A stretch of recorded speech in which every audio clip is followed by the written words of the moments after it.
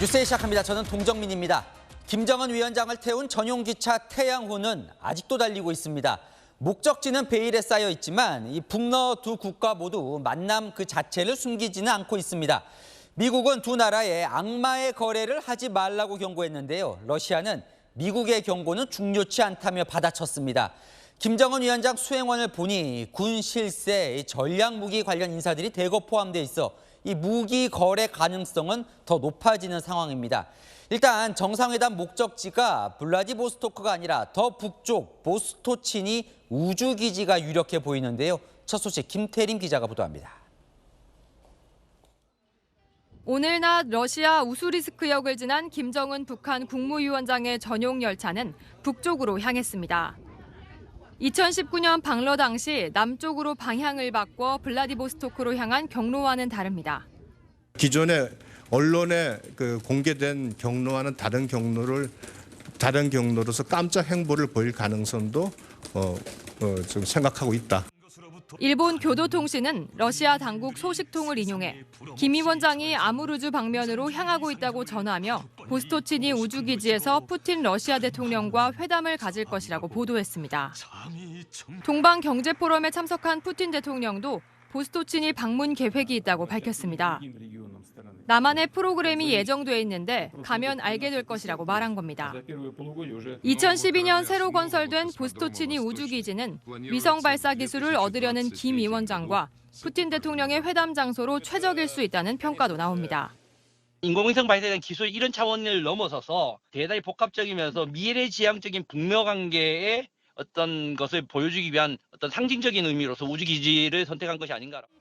김정일 국방위원장이 두 차례 시찰했던 하바롭스크에서 정상회담을 할 것이란 관측도 일각에선 제기됩니다. 또 김 위원장이 하바롭스크에 있는 전투기 제조 공장을 찾을 수 있다고 일본 언론은 보도했습니다.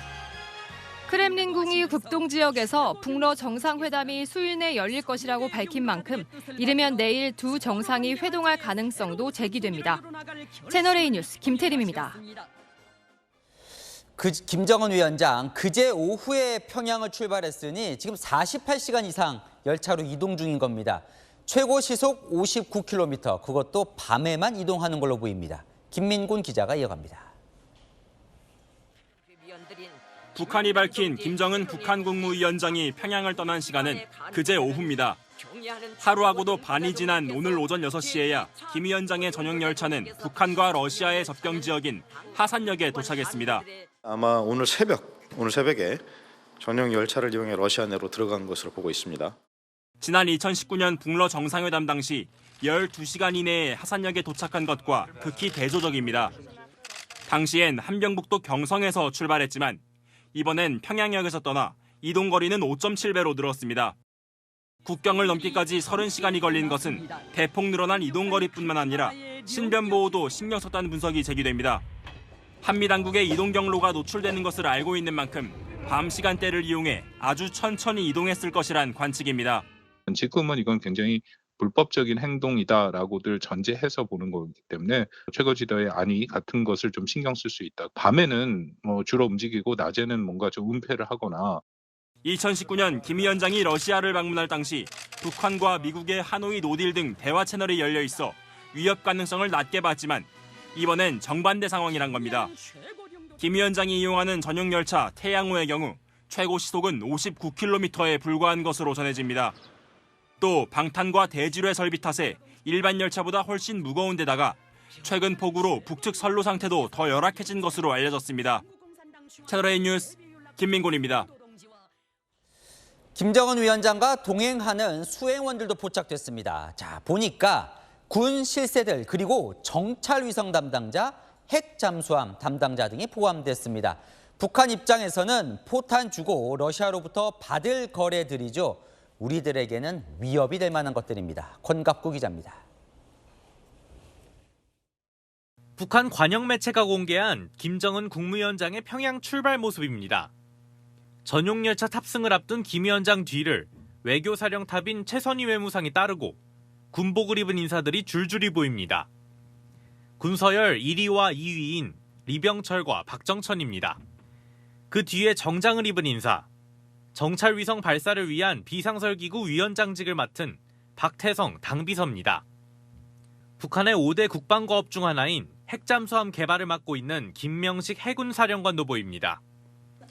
김 위원장이 푸틴 러시아 대통령을 만나 요구할 것으로 관측되는 위성과 핵추진 잠수함 기술 관련 책임자들입니다. 반대급부로 러시아가 원하는 포탄 등 재래식 무기 관계자들도 대거 동행했습니다. 군수물자 전반을 관할하는 조충용 군수공업 부장이 대표적입니다. 외교와 경제 담당 인사들이 동행했던 지난 2019년 러시아 방문 당시와 확연히 다른 수행원들입니다.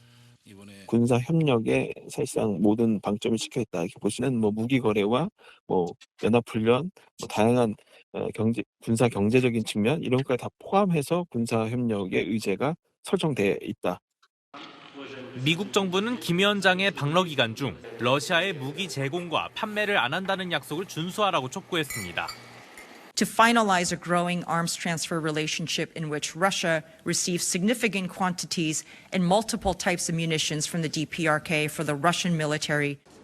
서로 요구가 맞물린 북러 정상회담 이후 보일 북한과 러시아의 행보에 전 세계가 주목하고 있습니다. 채널A 뉴스 권갑구입니다.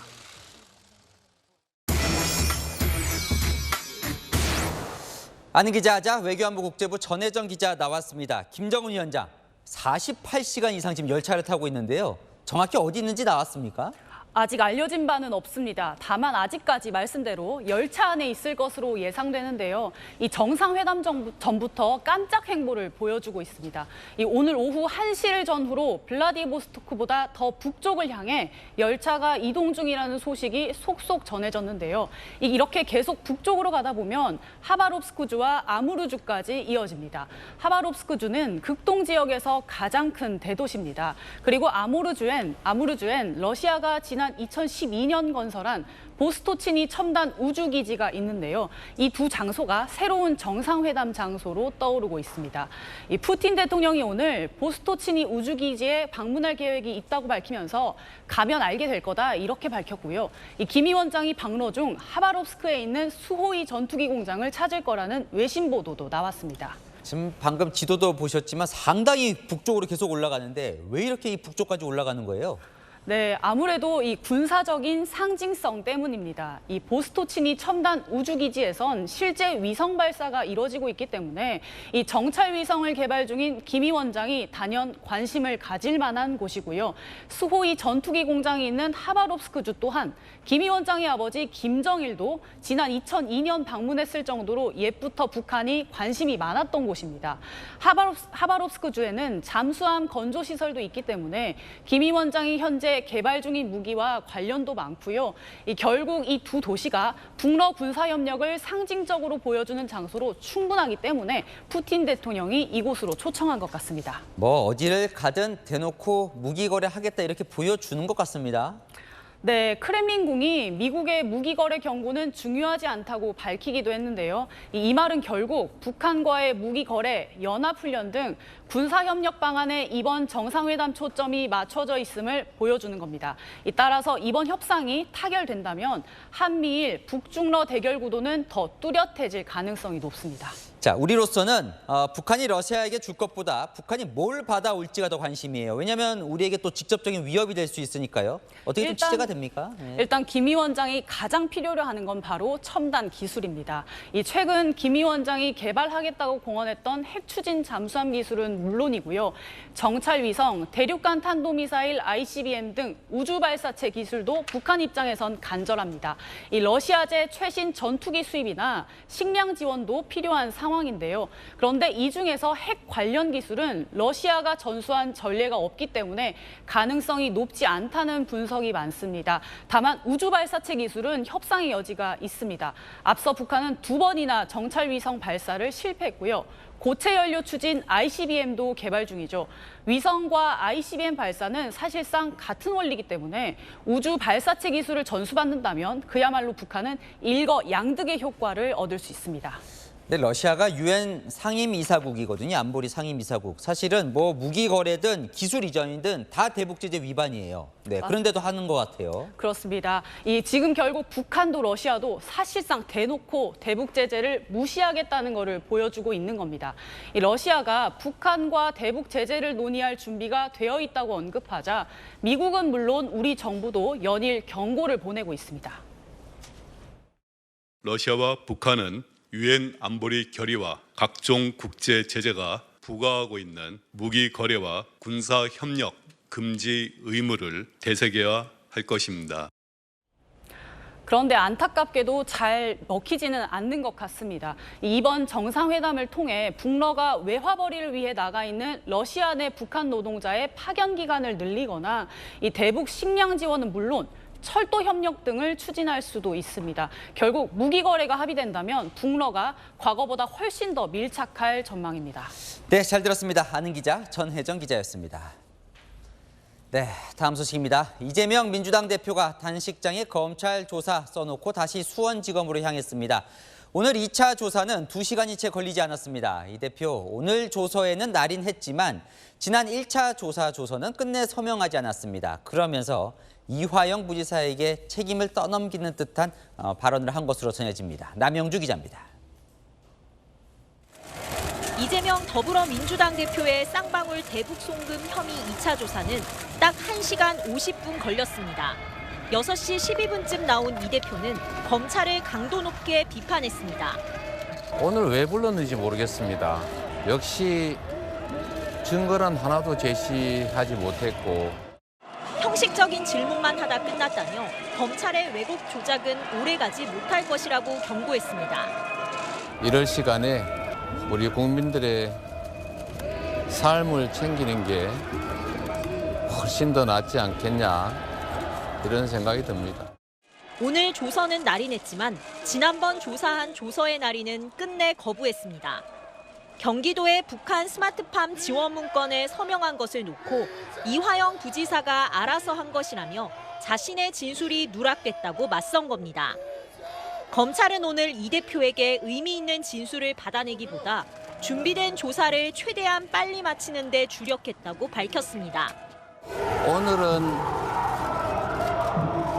대북 송금에 제가 관련이 있다는 증거를 제시하는지 한번 보겠습니다.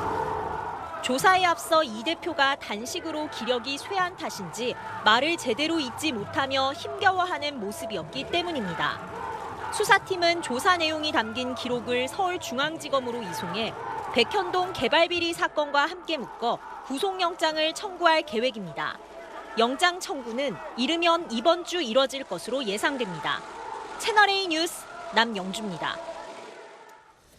흰 수염에 덥수룩한 모습으로 사흘 만에 다시 수원지검에 온 이재명 대표. 말 속도는 느려졌지만 정권은 짧고 역사는 영원할 거라는 비판 메시지는 명확했습니다. 민주당 의원들도 악랄하다, 잔혹하다, 검찰을 향해 격앙된 목소리를 쏟아냈습니다. 이어서 김유빈 기자입니다. 단식 13일차 이재명 더불어민주당 대표가 무성한 수염에 수척해진 모습으로 수원지검 앞에 등장합니다. 미리 대기하던 20명 남짓의 민주당 의원들이 이 대표를 맞았습니다.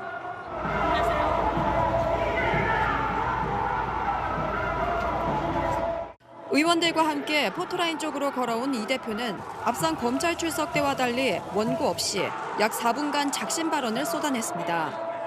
수백 명을 조사했지만 증거라고는 단 한 개도 찾지 못했습니다. 정권은 짧고 국민과 역사는 영원한 것입니다. 단식의 영향으로 말 속도는 느려졌지만 정권과 검찰 비판 수위는 높았습니다. 조사를 다 받고 나올 때도 이 대표는 현 정부를 저격했습니다. 권력으로 정적 괴롭히는 데나 집중하고 있으니 참으로 걱정됩니다. 총칼로 사람을 고문해서 사건 조작하던 그거를 이제는 특수부 검사들 동원해서 사건 조작하는 걸로 바뀐 것밖에 더 있겠습니까? 민주당 의원들도 이 대표 출석 직전 의원총회를 열어 검찰에 격앙된 발언을 쏟아냈습니다. 윤석열 검찰 독재, 야당 탄압 중단하라! 중단하라! 중단하라! 중단하라! 절대로 이재명을 저들의 아가리에 내줄 수 없다라는 그런 결론을 안고 무겁게 이 자리에 섰습니다. 이번 사건을 통해서 검찰이 완전히 맛이 가겠다, 이런 생각을 했습니다. 민주당은 이 대표의 죄를 뒤집어 씌우기 위해 김성태 전 쌍방울 회장을 봐주고 있다며 직무유기 혐의로 수원지검 수사팀을 공수처에 고발했습니다. 채널A 뉴스 김유빈입니다.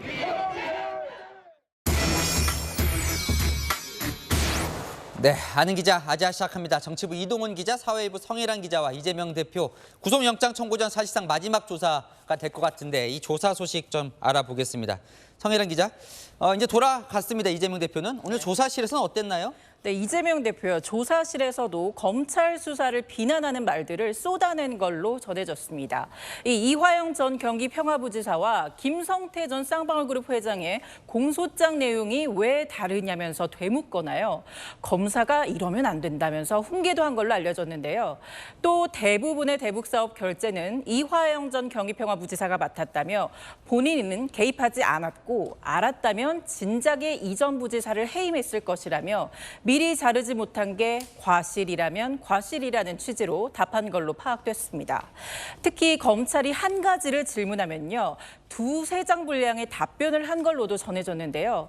검찰은 구속영장 심사에 대비해서 자신의 주장을 최대한 많이 조서에 남기기 위한 이 대표의 전략으로 보고 있습니다. 자, 조사를 마치고 나온 뒤에요. 변호인은 이 대표가 설령 대북사업 문서에 서명한 게 있다고 해도 곧바로 범죄 증거가 될 수는 없다고 이야기했는데 한번 들어보시죠. 제 운전면허증에 그 경찰청장 직인이 찍혀 있죠. 그 경찰청장이 그걸 나한테 발급해 준 겁니까? 나한테 운전면허 발급해 준 사실 아나요? 그것은 아랫사람들에게 위임을 했고 정결권에 따라서 서명을 하면 관인은 저절로 찍히게 되는 건데 관인이 찍혔다고 해서 도지사가 결재했다는 의미는 아니거든요. 그걸 다 알면서. 자, 앞서 리포트 보니까 지난 1차 조사 때는 조서의 날인을 안 했는데 오늘은 또 했다 그래요. 이 조서 날인이 중요한가 보죠? 예, 아시겠지만 검찰 조사를 받은 피의자들은요. 이 통상 귀가 전에 조사 내용이 기재된 조서 내용을 한번 읽고요. 한 장씩 날인이나 서명을 하죠. 그래야만 조사의 법적 효력이 생기기 때문입니다. 하지만 이재명 대표는 자신의 진술이 누락됐다면서 지난 조사 때 날인을 거부했는데요. 오늘 조사받은 내용은 확인을 모두 마치고 날인도 한 걸로 알려졌습니다. 하지만 지난 조사 내용이 적힌 조서에 대해선 아예 열람도 하지 않고 나간 걸로 확인됐습니다. 이렇게 되면은요, 지난 9일 조사 부분은 조사를 거부한 걸로 그렇게 간주가 됩니다. 네, 자 그러면 바로 옆 법원에서 오늘 마침 이화영 전 부지사 재판이 열렸어요. 그렇습니다. 보니까요, 이 전 부지사 측이 검찰에서 했던 이재명 당시 경기도지사에게 보고했다, 이 부분은 아니다라고 했다는데 그리고 이재명 대표에게 유리한 거네요. 아직 그렇게 단정 짓기는 어렵습니다. 이 재판부가 이전 부지사의 진술이 오락가락 바뀌는 점을 지적했기 때문입니다. 재판부는 또다시 의견이 변동될 수 있다면서 이전 부지사의 검찰 진술을 증거로 채택할지 말지 당장 결론을 내진 않았습니다. 자, 이동훈 기자, 민주당 분위기도 좀 살펴보죠. 오늘 아주 검찰에 격앙돼 있더군요. 네, 욕설만 빼놓고 검찰을 향해 험한 말은 다한 오늘이었는데요. 이 대표 출석 때 친명계 의원들이 쭉 줄을 서 있었잖아요. 그동안 방탄 논란 휩싸인다고 동행을 자제했는데 오늘은 찾아간 이유 직접 물어봤습니다. 우리 의원들도 더 이상 참을 수 없는 단계까지 이르지 않았나 이렇게 생각이 되고요. 검찰한테 대한 국회의원들의 저항과 항쟁은 더욱더 깊어질 거다 이렇게 말씀드리겠습니다. 네, 조사 마치고 나온 조금 전 박광온 원내대표를 포함해 더 많은 민주당 의원들이 수원지검을 찾았습니다.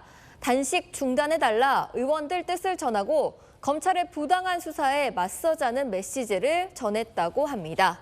앞서 민주당은 통상 비공개로 진행해온 의원총회를 공개하면서 검찰을 저격했는데요. 이 대표를 저들의 소굴로 보낼 수 없다. 검찰의 흑역사 될 것 등 센 발언이 눈에 띕니다.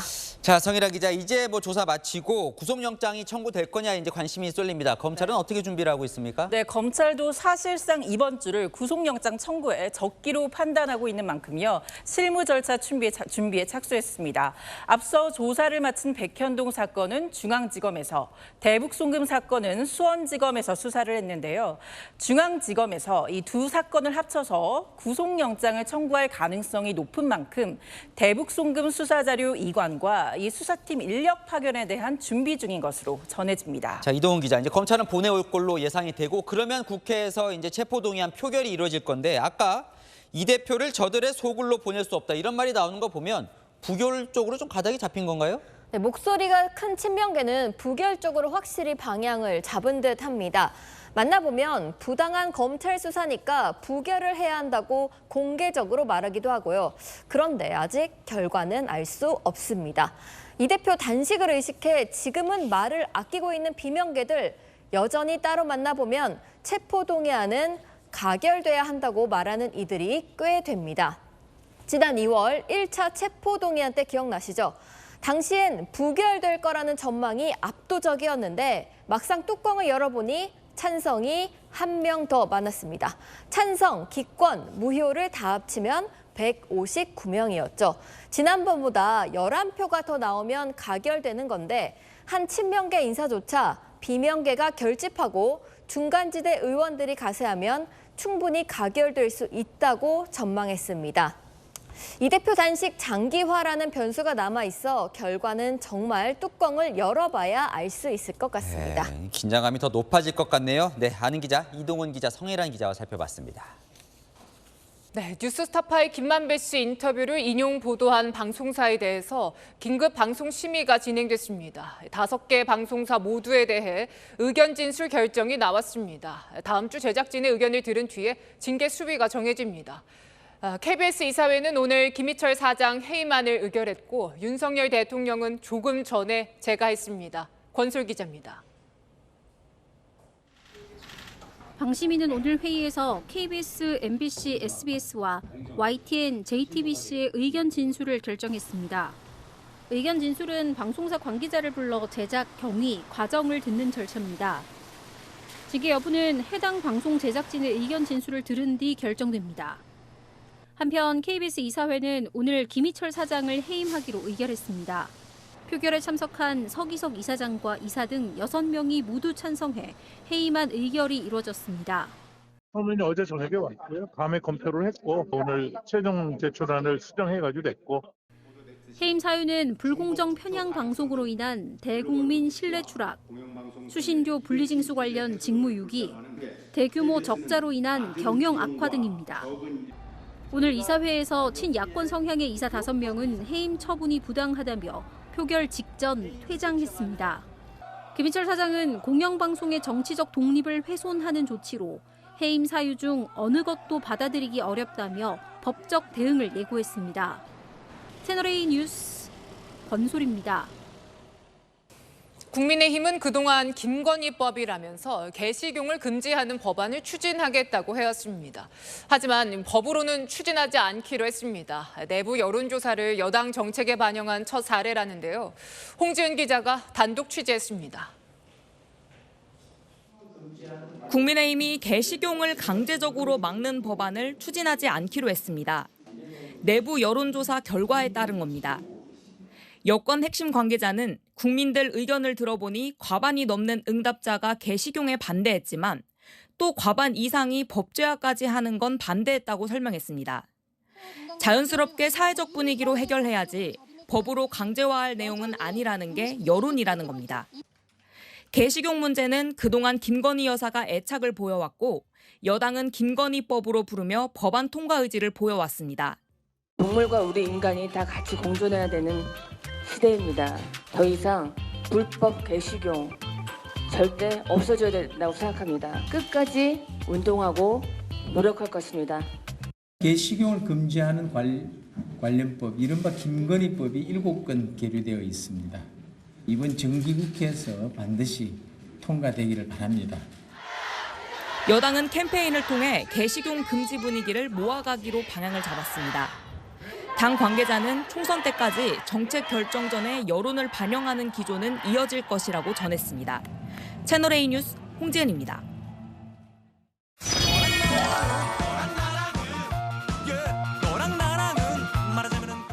네, 윤수민 기자와 여랑야랑 시작합니다. 첫 번째 주제 보겠습니다. 대통령도 보이고 장관들도 보이는데요. 뭘까요, 빈칸에? 3분의 1입니다. 지금 화면 보시면 7명이 보이죠.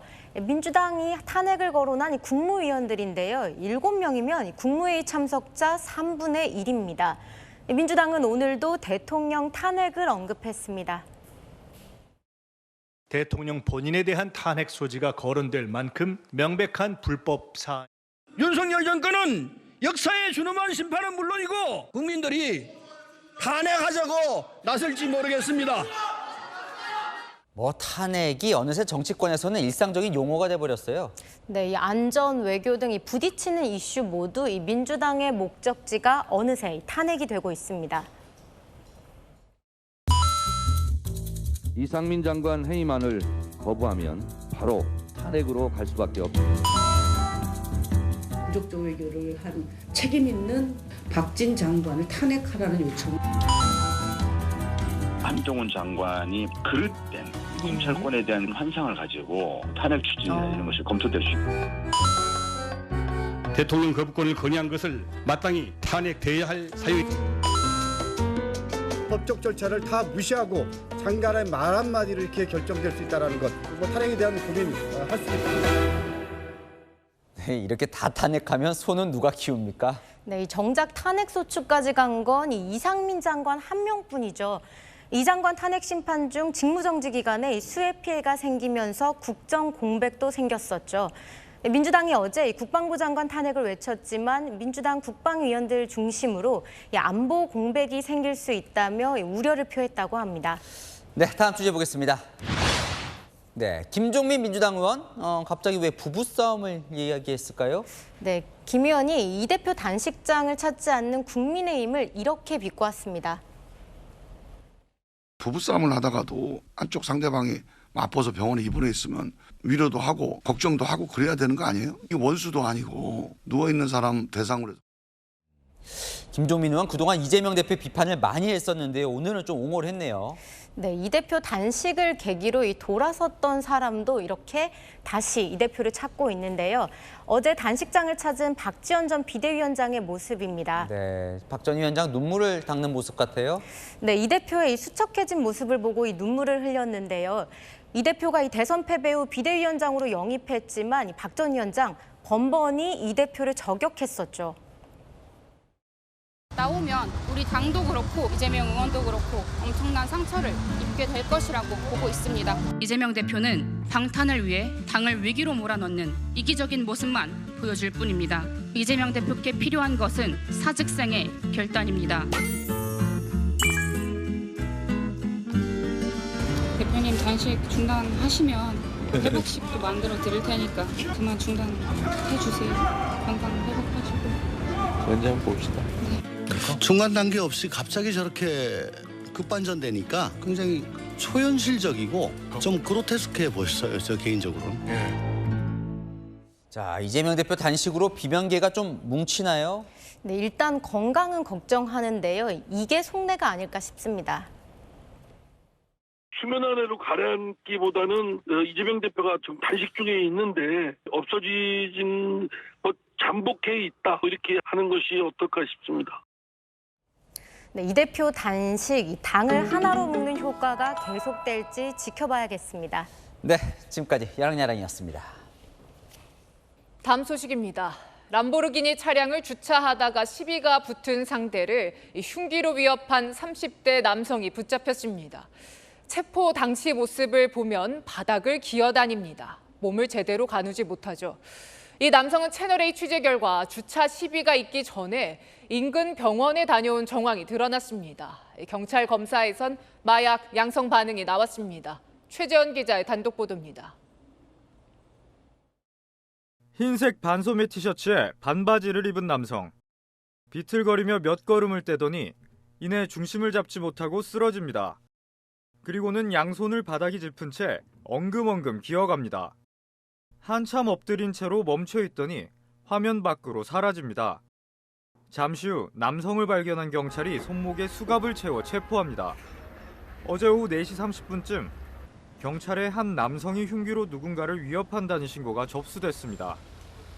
온몸에 문신을 덩치도 크고 여기 안에 비춰지기만 했다니까 칼 들어있는 조심해라고 위협을 했는데 남성은 이곳에서 주차 문제로 다른 사람과 다툰 뒤 허리춤에 있던 흉기를 보여주며 위협했습니다. 위협을 당한 시민이 경찰에 신고하자 남성은 자신의 람보르기니 차량을 타고 현장을 빠져나갔습니다. 그로부터 약 3시간 뒤 CCTV로 동선 추적에 나선 경찰에 붙잡힌 겁니다. 딱 내려오더니 막 부들부들 떨어요. 온몸을 떨고 여기 걷지를 못하고 허리를 구부려서 막 부들부들 떨어요. 경찰이 마약 간이 검사를 한 결과 필로폰과 엑스터시, 케타민 양성 반응이 나왔습니다. 남성은 주차 시비로 인한 흉기 위협이 있기 전 인근 병원에 다녀온 걸로 알려졌습니다. 경찰은 해당 병원에서 마약을 투약했을 가능성에 대해서도 조사하고 있습니다. 남성은 과거 특수상해 등 다수의 전과가 있는 것으로 알려졌습니다. 일각에서는 남성이 마약에 취해 롤스로이스 차량을 몰다 20대 보행자를 뇌사에 빠뜨린 신모 씨와 관련이 있다는 주장도 제기되고 있습니다. 경찰은 남성의 마약 투약 경위와 함께 MG 조폭 연루 의혹에 대해서도 조사할 계획입니다. 채널A 뉴스 최재원입니다. 또래 여성을 살해하고 시신까지 훼손한 정유정은 줄곧 계획된 범행이 아니었다라고 주장해왔습니다. 그런데 범행 전에 2명을 더 살해하려 했던 사실이 추가로 드러났습니다. 배영진 기자입니다. 제정신이 아니었던 것 같습니다. 죄송합니다. 또래 여성을 살해한 뒤 붙잡힌 정유정. 줄곧 우발적으로 범행을 저질렀다고 주장했습니다. 하지만 이런 주장이 무색하게 정유정에게 또 다른 혐의가 더해졌습니다.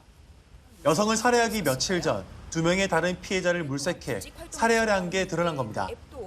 온라인 중고거래 앱을 통해 알게 된 20대 여성을 인적이 뜸한 산책로로 유인해 살해하려 했는데 주변에 행인들이 다녀 실행에 옮기지 못했습니다. 또 같은 중고거래 앱으로 알게 된 10대 남성을 산에서 만나자고 유인했지만 의심을 품은 남성이 약속 장소에 나오지 않아 불발에 그쳤습니다. 경찰은 정유정의 휴대전화와 PC 포렌식을 통해 온라인 게시글과 채팅 기록 등을 조사했고 정유정과 접촉한 사람들을 조사하는 과정에서 이런 사실을 확인했습니다. 살인을 계획하고 준비했지만 실행에는 옮기지 않은 만큼 살인 미수 혐의가 아닌 살인 예비 혐의를 적용했습니다. 채팅 내용으로 종합해보면은 이거는 살인 예비가 수성이 된다고 우리가 생각한 거죠. 당연히 부인하죠. 그런 게 없었다고. 정유정은 살인과 사체 손괴, 사체 유기 절도 등 4개 혐의로 기소돼 지금까지 2차례 공판 준비 기일 절차를 마쳤습니다. 정유정은 혐의는 인정하면서도 계획적인 범행은 아니었다고 주장하고 있습니다. 첫 공판은 오는 18일 열립니다. 채널A 뉴스 배영진입니다. 공항 5곳의 폭탄 테러와 살인을 예고하는 글이 지난달 6건 잇따라 올라왔습니다. 경찰 수백 명이 동원돼서 대대적인 수색을 했죠. 이 글 작성자를 결국 구속했는데 경찰이 잡을 수 있는지 시험하고 싶었다는 게 범행의 이유였습니다. 조현진 기자입니다. 침대에 걸터앉은 남성이 불안한 듯 손을 모으고 있습니다. 앞에선 경찰이 노트북을 살펴봅니다. 폰을 타셨어요? 언제 하셨어요? 남성은 30대 A씨. 지난달 6일 밤부터 7일 새벽 사이 온라인 커뮤니티 게시판에 제주공항을 포함한 전국 5개 국제공항에 폭탄을 설치했다, 흉기로 살인하겠다는 협박글 6개를 연달아 올렸습니다. 이로 인해 이들 공항에 수백 명의 경찰과 장갑차가 동원돼 일대를 수색하는 소동이 벌어졌습니다. A씨는 해외 IP로 우회 접속해 게시물을 올렸고 이후 컴퓨터와 휴대전화를 초기화해 경찰 추적을 피하려 했습니다. 경찰은 수사 끝에 지난달 23일 A씨의 주거지를 특정하고 압수수색을 벌였습니다. 범행을 부인하던 A씨는 증거를 제시하자 혐의를 인정했고 결국 어제 구속됐습니다. A씨는 대학에서 컴퓨터 관련 학과를 졸업한 뒤 특별한 직업 없이 아르바이트를 하며 지내온 것으로 파악됐습니다. 범행 동기는 너무나 황당했습니다. 경찰이 잡을 수 있는지 시험하고 싶었다. 좀 더 많은 관심을 받아야 경찰이 추적을 시작할 것 같아 여러 협박글을 작성하였다고 진술하였습니다. 경찰은 A씨가 쓴 협박성 글이 더 있는지 확인하는 한편 막대한 공권력이 낭비된 점을 감안해 손해배상 청구 소송 제기를 고려 중입니다. 채널A 뉴스 조현진입니다. 재앙 수준의 자연재해가 또 지구를 강타했습니다. 지진으로 큰 피해를 입은 모로코의 이웃나라 리비아인데요. 폭풍과 폭우로 최소 2천 명이 숨지고 실종자가 수천 명에 달합니다. 유찬 기자입니다. 물에 잠긴 도로에 유리창이 깨지고 부서진 자동차들이 거꾸로 처박혀 있습니다. 벽 위에 자동차가 걸쳐 올라가 있고 도미노가 쓰러진 듯 서너 대가 서로 뒤엉켜 나뒹굽니다. 건물 담장과 전신주는 힘없이 무너졌고 전깃줄에는 홍수로 떠밀려 파편들이 매달려 있습니다. 가정집에선 쉴 새 없이 들어오는 빗물을 막을 겨를 없이 속수무책으로 침수를 당합니다. 지진이 발생한 모로코의 동쪽 옆나라 리비아에서 현지 시각 9일부터 이틀간 폭풍 다니엘로 현재까지 2,000명이 사망하는 참사가 발생했습니다. 다니엘은 강한 폭우를 동반해 리비아 동부 베이다에서는 하루 동안 414.1mm의 비가 쏟아졌고 특히 데르나에서는 댐 2개가 무너지며 2,000명 이상이 숨진 것으로 나타났습니다. في مدينة درنا فقط يتجاوز 2000 فقيد فقدناهم نترحم على أرواحهم الطاهرة وهناك كذلك في درنا لا زال آلاف المفقودين من 5 إلى 6,000 مفقود يعني هذا الرقم قابل الآن للزيادة وبشكل كبير جدا. 구조대원들이 수색과 복구 작업을 벌이고 있지만 적지 않은 피해자들이 접근이 어려운 지역에 고립돼 있는 것으로 알려졌습니다. 채널A 뉴스 유찬입니다. 강진 피해가 집중된 모로코 중부 소도시 아미지미지에 저희 취재진이 들어갔습니다. 지진 발생 나흘째지만 여전히 구조의 손길이 닿지 못한 곳이 많다 보니 곳곳이 처참한 모습 그대로였습니다. 사망자가 2,800명을 넘었습니다. 김기훈 특파원이 현지에서 소식 전해드립니다.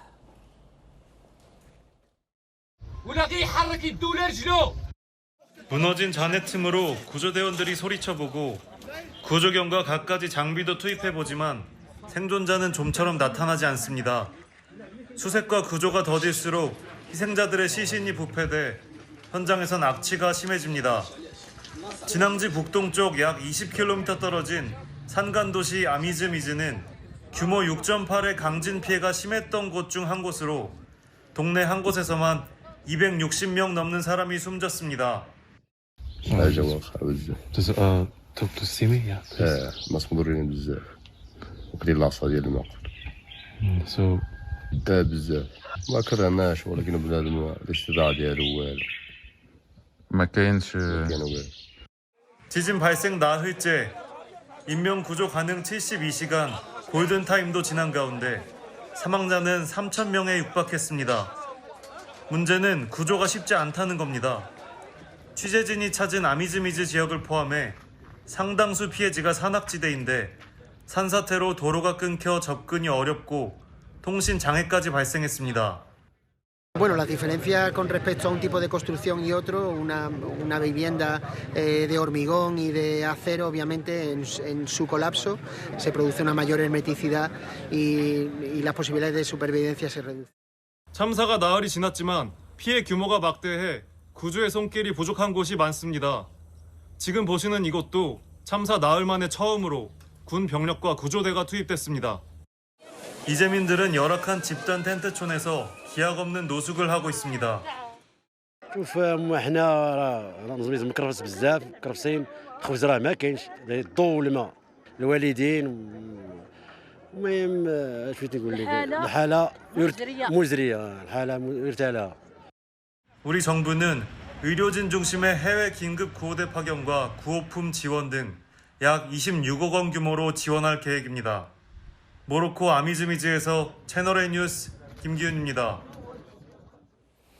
시작부터 말도 많고 탈도 많았던 일회용컵 보증금제, 전국에서 의무적으로 시행하려고 했는데 결국 폐지 수순을 밟게 됐습니다. 그동안 투입된 예산 240억 원을 전부 날리게 됐습니다. 서주희 기자입니다.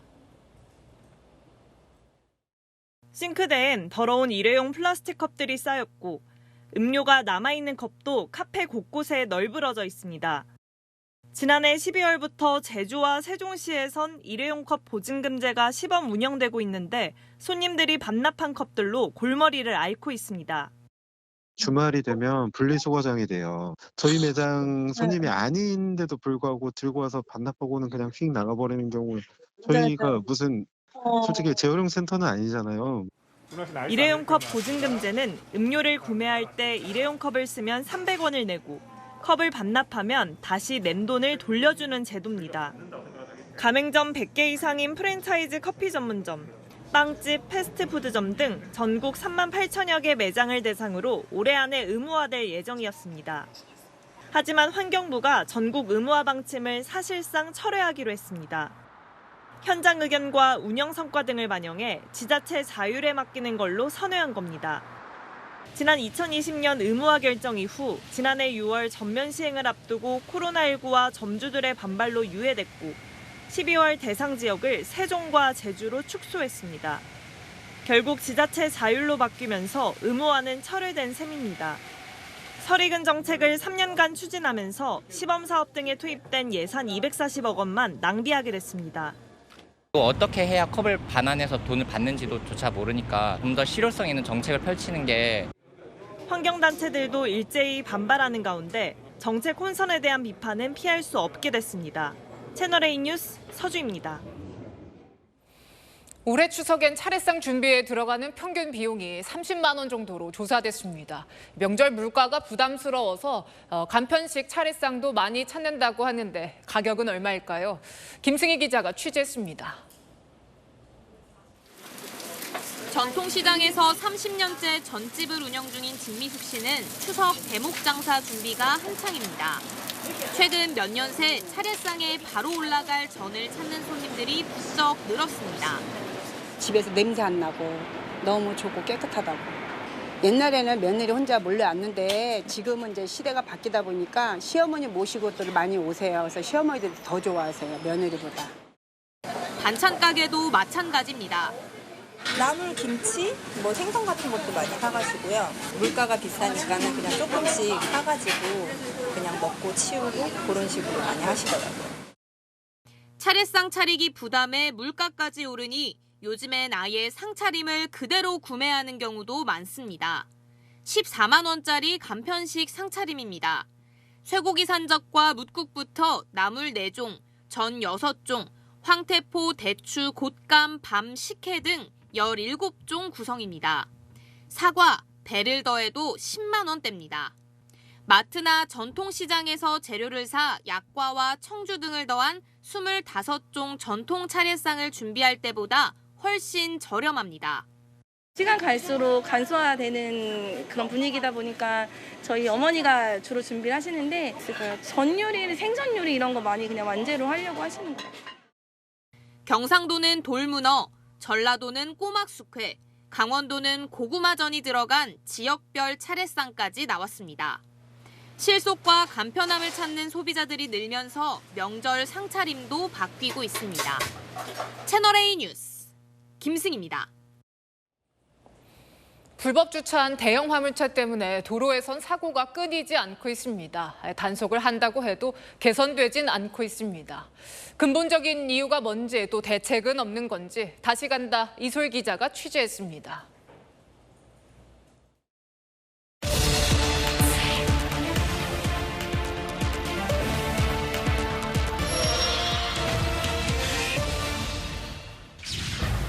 학교 앞 어린이 보호구역.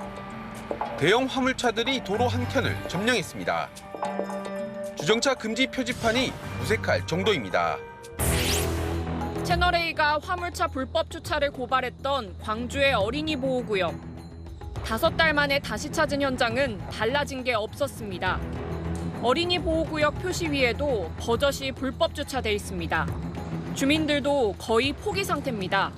올해부터 다 비싸겠던 것 같은데 근로 집중 장소 필요성은 많이 없어 보여요. 어차피 단속을 해도 대처하면 되는 것 같아요. 3차로는 이미 주차장인데 2차로까지 불쑥불쑥 주차한 차들로 아찔한 상황이 벌어지기도 합니다. 여기 좀 천천히 가야 될 것 같아요. 앞에 화물차들이 너무 많아가지고 시야를 다 가리네. 15분 정도 떨어진 또 다른 도로. 지난달 말 이곳에선 승용차가 중앙선을 침범하는 사고가 있었습니다. 그런데 주차된 화물차를 그대로 들이받으면서 피해가 커졌고 승용차에 타고 있던 3명은 숨졌습니다. 사고가 난 현장입니다. 사고 충격으로 훼손된 가로수가 그대로 남아있는데요. 이 앞엔 지금도 화물 차량들이 줄지어 불법 주차돼 있습니다. 수도권 상황도 다르지 않습니다. 산업단지 인근에는 대형 화물차가 밤낮 없이 길가를 점령하고 있습니다. 영업용 화물차는 차고지 증명제에 따라 지정된 차고지가 있어야 등록이 가능하지만 실제 차고지에 주차하는 차량은 사실상 없다는 게 화물차주들의 설명입니다. 차고지로 등록된 곳에 제가 차를 대거나 하는 일은 거의 없고요. 주거지 인근이죠. 화물차 주차 공간이 없다 보니까 아무래도 좀 그렇게 좀 주차를 하게 되죠. 취재진이 만난 화물차주도 운행은 주로 수도권에서 하지만 차고지는 전남 지역이라고 털어놨습니다. 회사에서는 전라도니까 그쪽에 차고지가 있겠지요. 실제 운행을 하고 있는 기사들은 전라도에 있는 사람은 그렇기 때문에 자기 차고지로 들어가는 차들은 0.001%도 없어요. 차주들은 선택지가 없다고 호소합니다. 대형 주차장이 하나 있었어요. 거기서 등록을 하면 되는데 아예 없단 말이에요. 그거 걸려면요 최한 5년에서 10년 기다려야 돼요. 경기 시흥시의 경우 등록된 화물 차량은 4,000대가 넘지만 화물차 공영 차고지가 단 한 곳도 없습니다. 시흥시가 개발 제한들이 너무 많고 그러다 보니까 지금 대형 차량들이 들어올 수 있는 위치가 사실상 전무후무한 정도예요. 결국 위험 부담은 인근 주민들이 떠안고 있습니다. 많이 부족하죠. 길이 좁잖아요. 차가 어디서 튀어나올지 모르니까. 도로를 점령하고 시야까지 가려 위험천만한 화물차 불법 주차. 강력한 단속과 함께 번역별로 공영 차고지를 만드는 실질적 대책 마련도 시급하다는 지적이 나옵니다. 다시 간다, 이소리입니다. 이제 열흘 뒤면 항저우 아시안게임이 열립니다. 한국 대표단이 전부 모여서 금메달 50개를 딴다는 각오를 다졌습니다. 박건영 기자가 그 현장에 다녀왔습니다. 하얀색 단복을 맞춰 입은 선수들. 아시안게임을 앞두고 국가대표들이 모였습니다. 이번 항저우 아시안게임에서 한국 대표단은 금메달 50여 개를 따겠다는 목표를 다졌습니다. 참가 국가 중에 종합 3위를 하겠다는 겁니다. 단체 기념사진을 찍기도 하고 오랜만에 다른 종목 선수들도 만났습니다. 체조, 기계체조의 윤보은 선수가 저랑 같은 고등학교를 나왔었는데 오랜만에 선수촌에서 뵈서 인사 잘 하고 있습니다. 코로나 사태로 대회가 1년 미뤄지면서 선수들은 더 많은 준비를 했습니다. 네, 1년 연기된 후에 열리게 되었고요. 그만큼 준비를 더 많이 했다 생각하고 부상 시기랑 겹쳐서 또 선발전을 못할 수도 있던 상황이었는데 또 행운이 저한테 찾아와서 1년 연기가 되고 저한테 출전할 수 있는 기회가 주어져서 11살 초등학생부터 은퇴를 앞둔 40살의 베테랑까지 모두가 같은 태극전사들입니다. 아시안게임 메달을 목에 걸어서 한국의 체스를 널리 알리고 싶어요. 40이 넘다 보니까 1년이 정말 저한테는 좀 많은 데미지가 오고 있거든요. 근데 동생들이랑 우선 제가 할 수 있는 데까지 최선을 다 해볼 거고. 나이도 종목도 다르지만 모두의 꿈은 같습니다. 마지막이라 생각하고 정신력으로 이기다 보면 그 꿈이 이루어지지 않을까라고 생각하고 있습니다. 대표단은 개막 사흘을 앞둔 오는 20일부터 속속 중국에 도착해 현지 적응에 들어갑니다. 채널A 뉴스 박건영입니다. 내일은 늦더위가 한풀 꺾이겠습니다. 오랜만에 내리는 비가 그간의 뜨거운 공기를 조금 식혀줄 텐데요. 남은 한 주간 비가 자주 내리겠습니다. 한 주 일정에 참고하시면 좋겠습니다. 내일 하늘빛 흐리다가 비는 오전에 서쪽과 제주부터 시작되겠고요. 오후에는 전국으로 확대되겠습니다. 중부지방은 모레 낮이면 비가 그치겠습니다. 모레까지 예상 강수량입니다. 강원 영동과 전남, 영남에 20에서 60mm가 내리겠고요. 서울 등 그 밖의 전국은 10에서 40mm가 예상됩니다. 내일 아침 기온 서울이 23도, 대전 22도 보이겠고요. 한낮에도 기온이 크게 오르지 못하고 오늘보다 2에서 4도 정도 낮겠습니다. 서울과 대전은 25도, 대구 27도가 예상됩니다. 수도권은 목요일에 비가 잠시 그쳤다가 금요일에 다시 내리겠고요. 주말까지 길게 이어지겠습니다. 날씨였습니다. 미국은 푸틴, 김정은 두 정상의 만남을 이렇게 규정합니다. 악마의 거래. 궁지에 몰린 북러 두 정상은 윈윈이라고 생각을 하겠죠. 러시아는 포탄 받아서 우크라이나 전쟁 계속할 수 있고 북한은 지지부진한 이 정찰 위성 핵 잠수함 개발할 수 있고요. 자, 그런데요. 명작 파우스트에서도 달콤한 듯 보였던 악마와의 거래. 그 끝은 영원한 고통이었습니다. 전 세계는 이걸 우려하고 있습니다. 마침표 찍겠습니다. 공생 아닌 공멸. 뉴스에 마칩니다. 감사합니다.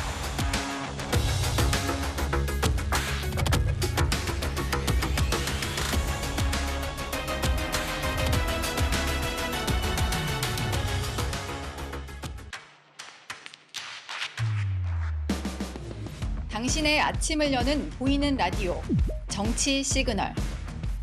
시사 보도의 최강자 김진애 돌직구쇼. 돌직구쇼의 연장전 더 남아. 생생한 뉴스 현장을 전한다. 뉴스엘 라이브. 시사 보도의 강력한 한방, 강력한 4팀. 오늘의 10가지 뉴스. 대한민국 대표 뉴스쇼 뉴스 탑10. 오전 8시부터 하루를 함께하는 채널A 시사 보도. 9월 4일부터 출격!